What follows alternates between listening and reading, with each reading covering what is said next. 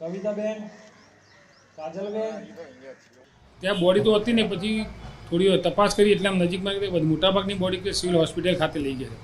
Civil hospital ખાતે તપાસ કરી રાતે તો બધી બોડી ક્ષત થઈ ગયેલી, કોઈકને બળી ગયેલી હતી, અમુકને ઉપરનો ભાગ નહોતો.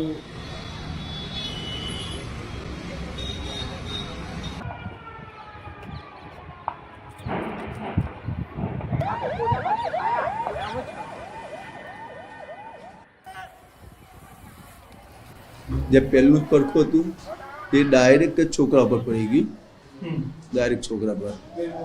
પેલાનું જે પાંખ આવ્યું એમના મમ્મી હતા, આ એમના મમ્મી, એટલે બચાવવા ગયા.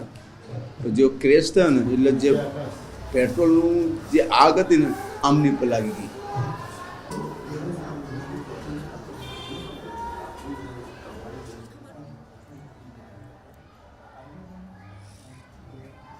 બસ હવે એના સિવાય કોઈ હતું નહીં. એટલે અમારો એક લાડકો એક જ દીવો હતો જે બની ગણીને આગળ આવવાની ઈચ્છા હતી ને બનાવવાની બહુ ઈચ્છા હતી, પણ ઈચ્છા પતી ગઈ. એટલે મને ઊંઘની ગોળી આપે છે. હા, અમુક ટાઈમમાં ઊંઘ ના આવે તો ઊંઘની ગોળી લઉં તો ઊંઘ આવે.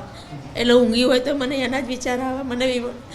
મને એવું લાગે કે વિમાન પાછું ફૂટશું, એવું લાગે છે. આ વિમાન નીકળે તો હું અંદર નહીં જોતી, હું નીચું જ જોઈ નાખું. મને વિમાનનો અવાજ આવે તો મને ડસુરો આવી જાય છે.